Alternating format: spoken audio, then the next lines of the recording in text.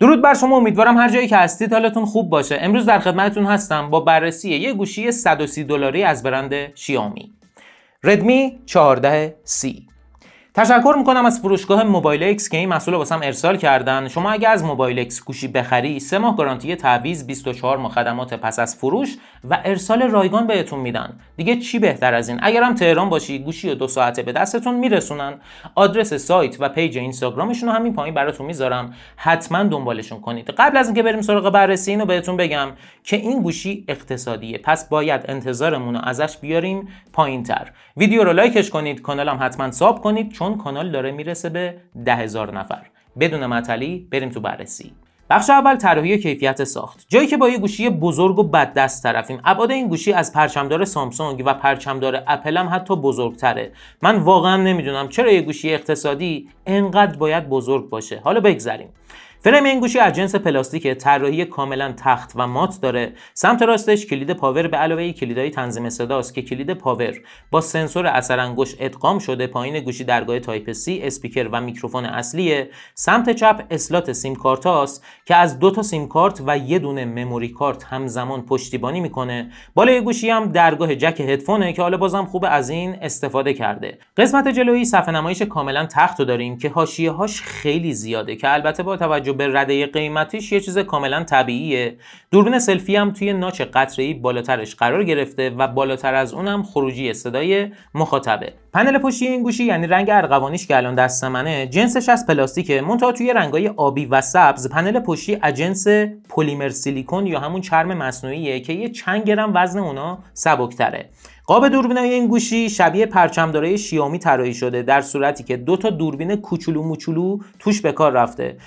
بیرون زدگی دوربیناش هم زیاده، توی سطح صاف هم کاملا اذیت میکنه، لق میزنه. در طول استفاده روزمره هم انگشتتون هی بهش گیر میکنه. من واقعا نمیدونم چرا باید برای یه گوشی اقتصادی این قاب دوربین گنده رو استفاده کنه. در این حال این گوشی از IPO استاندارد ضد آب هم پشتیبانی نمیکنه و در مورد خوش دستیش هم بهتون گفتم اصلا گوشی خوش دستی نیستش. 211 گرم وزنشه و ارتفاعش از S23 و S24 اولترا هم بیشتره. به قول یکی از دوستام چند روز پیش میگفت که این گوشی ظاهرش دهن پر کنه. دقیقاً به همون شکله. کیفیت ساختش خوبه ولی خیلی گنده است. صفحه نمایش این گوشی از نوع IPS LCD 120 هرتزیه، ابعادش 6.88 اینچه و رزولوشنش هم 720، یعنی حتی فول HD هم نیستش. دقت رنگی این صفحه نمایش نسبتاً خوبه. دیگه خودتون میدونید صفحه نمایش‌های LCD معمولاً دقت رنگی خوبی دارن. توی بخش تنظیمات صفحه نمایش هم پروفایل‌های رنگی مختلف هستش که شما میتونید رنگ‌های صفحه نمایش رو برای خودتون شخصی سازی کنید. دریافت لمس این صفحه نمایش از نوع 240 هرتزیه که خیلی بد نیست، خیلی هم خوب نیست. واسه یه گوشی اقتصادی در حد قابل قبوله. در مورد کنترل رفرش ریتش هم بهتون بگم که مثل بقیه گوشی‌های شیائومی 2 تا حالت دیفالت و کاستوم داره. حالت دیفالت قاعدتاً باید روی 120 هرتز باشه، اما همیشه روی 90 هرتزه و اصلا شما 120 هرتز رو توی محیط کاربری نمیبینی و زمانی که لمس انگشت با صفحه قطع بشه میاد روی 60. مشکل اصلی جاییه که توی برنامه‌هایی مثل اینستاگرام و یوتیوب رفرش ریت صفحه نمایش میاد روی 60 و اصلا حس خوبی نداره. حالا من رفرش ریت رو روی حالت کاستوم به صورت دستی گذاشتم روی 120 که این مشکل حل بشه، اما فقط زمانی که میرفتم توی تنظیمات صفحه نمایش میومد روی 120 هرتز و هیچ تغییر دیگه هیچ جایی اتفاق نمیافتاد. یعنی برنامه یوتیوب و اینستاگرام همچنان روی 60 هرتز بود. اصلا کنترل رفرش ریتش رو دوست نداشتم و به نظرم باید بگم که شیائومی تو که صفحه نمایش 120 روی این گوشی گذاشتی، حداقل 120 هرتز رو به کاربرت بده لامصب. درخشندگی این صفحه نمایش هم روی حالت دستی میتونه تا 450 نیت و روی حالت اتوماتیک تا 600 نیت بالا بره. ببینید درخشندگیش جوری نیست که توی محیط باز مثلا شما زیر نور خورشید بتونی خیلی راحت محتوا رو توی این صفحه نمایش ببینی. حتما باید یه دستی بگیری روی صفحه سایه بیفته تا محتوا توش مشخص بشه. صفحه نمایش این گوشی نسبت به قیمتش صفحه نمایش بدی نیست، ولی خب به نظرم اگر کنترل رفرش ریتش بهتر بود میتونستم بگم واقعا خوبه. کلا یه جوریه که کارتون رو راه میندازه. سنسور اثر انگشت این گوشی رو بهتون گفتم روی دکمه پاورشه و عملکردش واقعا خوبه، خیلی سریع قفل رو باز میکنه و من توی این مدت هیچ مشکلی با این بخشش نداشتم. اسپیکرش هم تکیه، یعنی اسپیکر استریو نداره، اون پایین قرار گرفته و کیفیتش کاملا معمولیه واسه انجام کارهای روزمره، یا حالا مثلا بخوای یه آهنگ باهاش گوش کنی به نظرم مناسبه، ولی خب انتظار خیلی زیادی نباید ازش داشته باشی. خب بریم سراغ سخت افزار. پردازنده این گوشی مدیاتک هلیو G81 اولتراست. من قبلا در مورد پردازنده های مدیاتک یه ویدیوی کامل ضبط کردم، در مورد دسته‌بندی های مختلفش صحبت کردم. اگر دوست داشتید میذارم این بالا حتما ببینید. سخت افزار این گوشی فقط برای انجام کارهای روزمره مناسبه، یعنی شبکه‌های اجتماعی، تلگرام، واتساپ، نمیدونم اینستاگرام، تماس گرفتن، پیام دادن، واسه این کارا فقط میتونه مناسب باشه.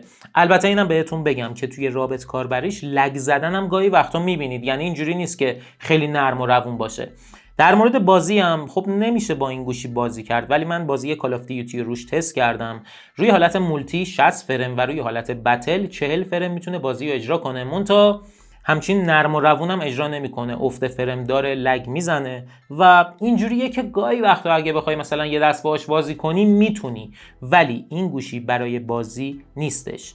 در کل سخت افزارش یه سخت افزار کاملا معمولیه که میتونه کارهای روزمره رو انجام بده. تو بخش نرم افزار این گوشی با اندروید 14 و هایپر او اس عرضه شده که البته من جایی هم ندیدم که به صورت معتبر گفته باشه این گوشی چند سال آپدیت میگیره. فکر کنم توی خوشبینانه ترین شکل ممکن 2 سال آپدیت رو دریافت میکنه.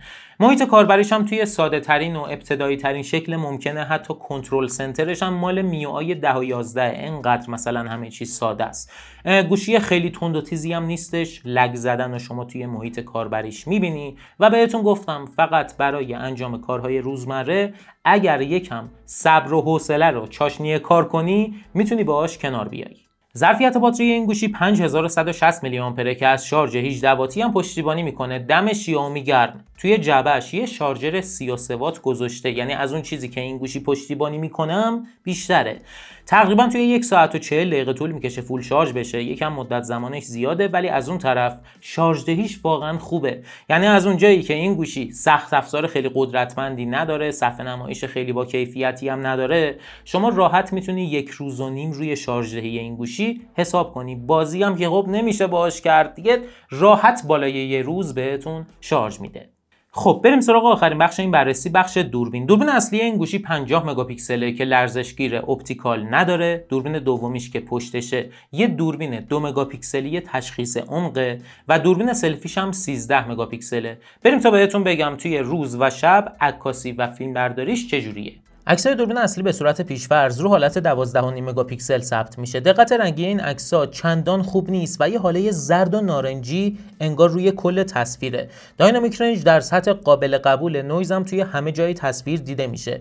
سطح جزئیات سوژه‌های نزدیک به نسبت قیمتش میتونم بگم خوبه، ولی سوژه‌های دورتر کاملا وضوحشون رو از دست دادن. به طور کلی عکسای دوربین اصلیش روی حالت پیش‌فرض قابل قبوله. یه نکته هم که اینجا باید بهتون بگم اینه که دوربین اصلی این گوشی چون لرزشگیر نداره، موقع ثبت تصویر اگه دستتون یه کوچولو هم تکون بخوره کشیدگی توی تصویر اتفاق میفته و من تمامی این تصاویر رو با 3 پایه ثبت کردم. عکسای با زوم 2 برابر یه برش از همون تصویر اصلیه که تو همه فاکتورها دقیقاً شبیه همون حالت قبلیه، با این تفاوت که اینجا اگه یه کوچولو روی عکس زوم کنی سریع افت کیفیت رو میبینی. کلا عکسای با زوم 2 برابرش قابل استفاده است، ولی انتظار جزئیات خیلی زیاد نداشته باشید. عکسای دوربین اصلی رو حالت 50 مگاپیکسل، دقت رنگیش همچنان خوب نیست و یه حاله نارنجی انگار روی کل تصویره. داینامیک رنج یه مقدار بهتره، ولی نویز باز هم توی تصویر دیده میشه. سطح جزئیات این تصاویر نسبت به حالت 12.5 مگاپیکسلی تفاوت خاصی نداره.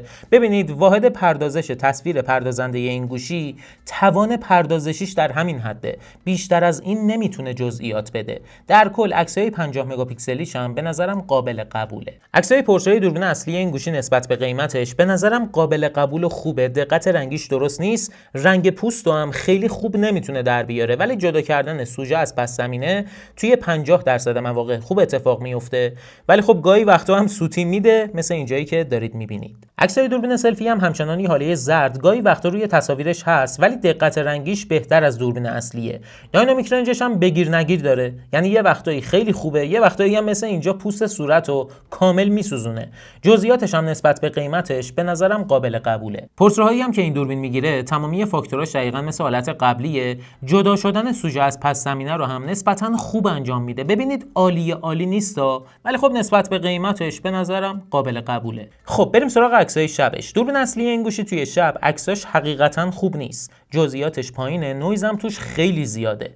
با فعال کردن حالت نایت مود هم تنها اتفاقی که میفته اینه که عکس یکم روشن‌تر میشه، وگرنه جزئیاتش اصلاً بالاتر نمیره. دوربین سلفی این گوشی هم توی شب نه جزئیات عکساش خوبه، نه رنگش خوبه، نه وضوحش خوبه. حالت نایت مودش هم با حالت معمولیش هیچ تفاوتی نداره.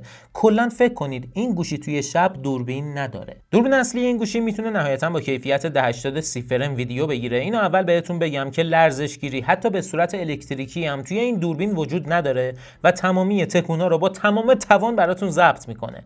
دقت رنگی و داینامیک رنجش بدک نیست، ولی کیفیت ویدیوهاش پایینه. فقط به درد این میخوره که تو صفحه گوشی ببینی. همین. دوربین سلفی این گوشی نهایتاً میتونه با کیفیت 1080 30 فریم ویدیو بگیره. کیفیت ویدیوهاش نسبت به قیمتش قابل قبوله، فقط کارتون را میندازه، وگرنه بقیه فاکتوراش اصلا خوب نیست. یعنی دقت رنگیش درست نیست، داینامیک رنجش اصلا خوب نیست. ببینید من الان رو با آفتابم، الانم میچرخم پشت با آفتاب. سطح جزئیاتش در حد قابل قبوله. لرزشگیری هم که کلا انجام نمیده. من الان تند را میرم، ببینید چه جوری میشه. ولی خب نسبت به قیمتش اینجوریه که فقط کارتون را میندازه. همین. ویدیوهای دوربین اصلی هم توی شب اینجوریه که اگه یه جای آروم وایستاده باشی و تکون نخوری میشه باهاش یه ویدیوی به درد بخور گرفت، به شرطی که نور کافی باشه. در غیر این صورت ویدیوهاش اصلاً به درد نمیخوره. خب اینم از بررسی شیائومی ردمی 14C. حالا این گوشی به درد کیا میخوره، به درد کیا نمیخوره؟ اگه شما یه جوون 16-17 ساله‌ای که میخوای یه گوشی بخری، یا حالا مثلا پدر برات بخره که باهاش بازی کنی، کارهای روزمره‌تو انجام بدی، این گوشی به درد شما نمیخوره. این گوشی برای بازی نیستش. اما اگه مثلا شما میخوای برای پدرت، مادرت، پدر بزرگت، مادر بزرگت، یا حالا کسایی که یکم سنشون بالاتره یه گوشی بخری، یا به عنوان گوشی دوم اینو تهیه کنی، به نظرم میتونه برات مناسب باشه. انتظارتون رو از این گوشی باید بیارید پایین. گوشی اقتصادیه. امیدوارم که این بررسی براتون مفید بوده باشه. ویدیو رو لایکش کنید. سوالی داشتید توی کامنت ها حتما بپرسید. کانالم حتما ساب کنید. خیلی مخلصم. خدافظ.